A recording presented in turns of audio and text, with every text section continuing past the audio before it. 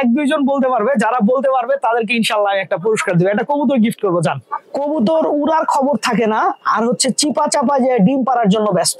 সব ধাপড়ির নিচে নিচে ঘুরতেছে দেখছেন। আর টানা বৃষ্টির কারণে আমাদের এই কবুতরটাকে একটু দুর্বল দুর্বল লাগতেছে। এই যে দেখেন কত নর প্রস্তুতি নিতেছে মাদিটা যেন ডিম পারতে পারে ঠিকঠাক মতো। দেখছেন এই বাচ্চা করার ফলে হয়েছে কি, এই কবুতরটার পা হয়ে গেছে একদম সাদা। আসসালামু আলাইকুম দর্শকবৃন্দ, কি অবস্থা সবার, কেমন আছেন আপনারা? আপনাদের সবাইকে আমার নতুন একটা ভিডিওতে স্বাগতম। দর্শকবৃন্দ, আমার কবুতর গুলাকে নিয়ে আসলে আমি খুব একটা ঝামেলার মধ্যে আছি। কেন ঝামেলার মধ্যে আছি আগে আপনাদেরকে দেখাই আসেন। এই যে দেখেন সব ধাপড়ির নিচে নিচে ঘুরতেছে দেখছেন। তো আমি প্রথমে মনে করছি এদের ক্ষুধা লাগছে, তাই ধাপড়ির নিচে ঘুরতেছে, যে নিচে খাবার টাবার খুঁজতেছে। কিন্তু পরে বুঝতে পারলাম আসলে ব্যাপারটা এটা না, ব্যাপারটা হচ্ছে অন্য কিছু। তারা এই যে চিপাটা দেখতেছেন না, এই চিপাটায় নিচে যে মাদিটা আছে আর হচ্ছে এই নটটা মোটামুটি ফুল প্রিপেয়ার্ড যে এখানে তারা ডিম পারবে। কবুতর উড়ার খবর থাকে না, আর হচ্ছে চিপা চাপা যে ডিম পাড়ার জন্য ব্যস্ত।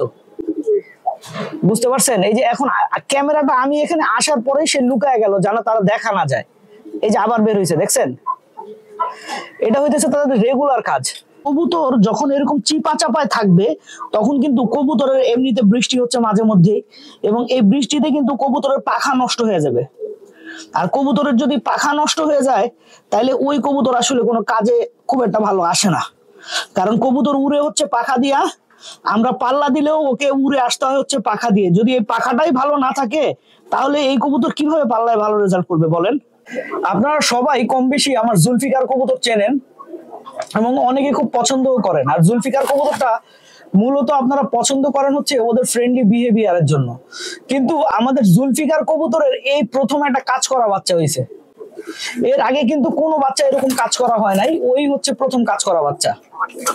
কিন্তু ও নর্মাল জুলফিকার কবুতর যেরকম ক্রাইটেরিয়া সবকিছু এরকম, শুধুমাত্র এই কাজ করা কবুতরটা আমি দেখতেছি জুলফিকার অন্যান্য কবুতর যেমন ফ্রেন্ডলি, ওরা এরকম ফ্রেন্ডলি না। যে সামনে যে কবুতরের জুলফিকার কবুতরের বাচ্চা আছে ও কিন্তু অনেক ফ্রেন্ডলি। আমি যদি এখন ওর সামনে হাত দিয়ে দেখবেন আমার হাতে এসে পড়বে, তার মানে একটা কথা বলার চেষ্টা এরকম আছে। কিন্তু ওই কাজ করা কবুতরটার মধ্যে এই চেষ্টাটা নাই, আমি খেয়াল করে দেখছি। এইটা আমাদের একটা সিলভার কবুতরের বাচ্চা। সিলভার কবুতরের বাচ্চা হইলো যে এবার হচ্ছে জিরা গলা। তো এই যে গলার মধ্যে যে সিলভার সিলভার ভাবটা দেখতেছেন না, এই সিলভার সিলভার ভাবটা ওর বয়স যত বাড়বে তত বাড়তে থাকবে, এবং একটা পর্যায়ে যখন মনে করেন আপনার ও 2 দশকে যাবে তখন দেখবেন ও কিন্তু পুরো সিলভার হয়ে গেছে। এরকম হওয়ার পিছনে কারণ কি জানেন? এই কবুতর এটা আমার টাইগার জাতের কবুতর। তো এই টাইগার জাতের কবুতরের মধ্যে সিলভার কবুতর আছে, আবার সাদা জিরা গলা কবুতর আছে, যে কারণে ও মনে করেন দুইটা দিকেই যায়, বয়সের বিভিন্ন সময়ে বিভিন্ন রকম রং ধারণ করে এই আর কি। এইটা হচ্ছে আমাদের পাঙ্খি কবুতরের বাচ্চাটা। সব কবুতরের থেকে ও বড়, অথচ ওর বয়স কিন্তু একদম কম।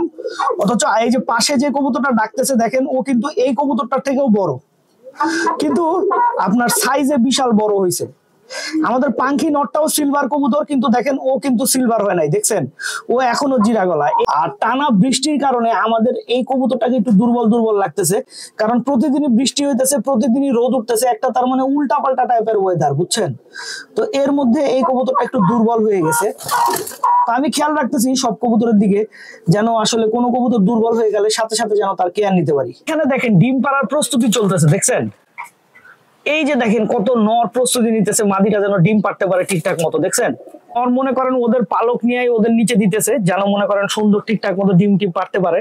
এই কারণে মনে করেন নর পালক নিয়ে ঘুরতেছে, মাদি ডিম পাড়ার ব্যবস্থা করে দিতেছে নর, বুঝছেন? তোমাদেরকে এখন কিন্তু ডিম পারতে বলা হয় নাই, ঠিক আছে? তোমাদেরকে এখন তোমাদের শরীরের ফিটিংটা ভালো করতে বলা হয়েছে, কিন্তু তোমরা ডিম পাড়ার জন্য ব্যস্ত হয়ে গেছো। এই কবুতরটা আমার খুবই পছন্দের একটা কবুতর, কিন্তু ভাই এই কবুতরটা কিন্তু আমার না, এটা হচ্ছে এক বড় ভাইয়ের কবুতর, ওনার নাম হচ্ছে সোহাগ। তো এটা সোহাগ ভাইয়ের কবুতর, এবং এই কবুতরটার বাচ্চা গত বছর আমার বাসায় মাত্র 6 পরে পাল্লা খাইছে জানেন। এবং আমার বিশ্বাস এবছর ওই বাচ্চাটা আমার বিশ্বাস খুব ভালো করবে। এবং এই নটটাকে দিয়ে আমি এবছর একটা বাচ্চা নিছি, এর বেশি বাচ্চা নিতে পারি নাই। তো ইনশাল্লাহ কিছুদিনের মধ্যে ওর মোল্টিংটা কমপ্লিট হইলে আবার ওকে পেয়ার দিব, দিয়া ওর আরো কিছু বাচ্চা কাচ্চা আমার করার ইচ্ছা আছে। আমাদের এই খাকি নটটা আস্তে আস্তে মনে করেন মোল্টিং ক্লিয়ার করে সুন্দর একটা কালারে আসতেছে। এই কবুতরটা যখন টোটালি মোল্টিং ক্লিয়ার করবে না ভাই, আমি একটা কথা বলতে পারি, এই কবুতরটা যেই দেখবে তারই ভালো লাগবে। এই কবুতরটার চোখও কিন্তু মাশাআল্লাহ অসাধারণ। আমি তো দেখাই, এটা হচ্ছে পুরনো জাতের লাল চোখের একটা খাকি কবুতর। হ্যাঁ, খাকি কবুতর কম বেশি অনেক দেখা যায়, কিন্তু এরকম এটা কিন্তু আবার লাল গিয়ারের কবুতর। একে তো লাল গিয়ারের খাকি, তারপরে আবার লাল চোখের কবুতর, খুবই সুন্দর একটা কবুতর। তো মোল্টিংটা শেষ করতেছে, মোল্টিংটা শেষ করলেই মনে করেন ওর এক্সাক্ট যে কালারটা, সেই কালারটায় মাশাআল্লাহ ও এসে পড়বে। আপনারা কি বলতে পারবেন এই কবুতরটার বয়স কত? কবুতরটাকে দেখে আপনাদের কেমন বয়সের মনে হয়, ঠিক আছে? এবং এইটা আমি একটা কোশ্চেন করলাম, দেখি আপনারা উত্তর দিতে পারেন কিনা। যদি সঠিক উত্তর দিতে পারেন তাহলে আমি তাকে একটা উপহার ইনশাল্লাহ দিব, ঠিক আছে? এই কবুতরটা ভালো করে দেখাই। এই কবুতরের বয়স বলতে পারলেই উপহার নিশ্চিত, ঠিক আছে? লাল গিয়ারের একটা কবুতর, কালো গলা টাইপের কবুতর। এই যে দেখেন, দেখছেন? বাঘাই স্টাইলের কবুতর, খুব সুন্দর একটা কবুতর, পুরনো জাতের একটা কবুতর। এটা একটা মাদি কবুতর। তো দেখি কে কে বলতে পারে এই কবুতরটার বয়স কত। আমার কাছে মনে হয় 1-2 জন বলতে পারবে। যারা বলতে পারবে তাদেরকে ইনশাল্লাহ একটা পুরস্কার দিবে, একটা কবুতর গিফট করবো। জান, কিন্তু ভাই এখন আমি কবুতর গিফটের কথা বলছি, তাও একটা কোশ্চেন বলে, এখন ভাই সবাই আমার থেকে কবুতর গিফট চান না ভাই। কেন বলি জানেন? যে আমি একা একটা মানুষ, শখে কবুতর পালি। আমার কাছে যদি সবাই কবুতর গিফট চান, আমি কোথা থেকে কবুতর দিব? আর আমি পালিও ভাই এখন নির্দিষ্ট কিছু কবুতর। আমি চেষ্টা করি সবচাইতে ভালো কবুতর গুলা পালার। এই কারণে ভাই আমার পক্ষে ওইভাবে গিফট দেওয়া সম্ভব হয় না, বুঝছেন? এদিকে আমাদের এখন আপনারা যে মাদি কবুতরটা দেখতেছেন, এই কবুতরটার পা দেখেন একদম সাদা হয়ে গেছে, দেখছেন? দেখে মনে হইতেছে এই কবুতরটার পা কখনোই বেগুনি ছিল না, ঠিক না?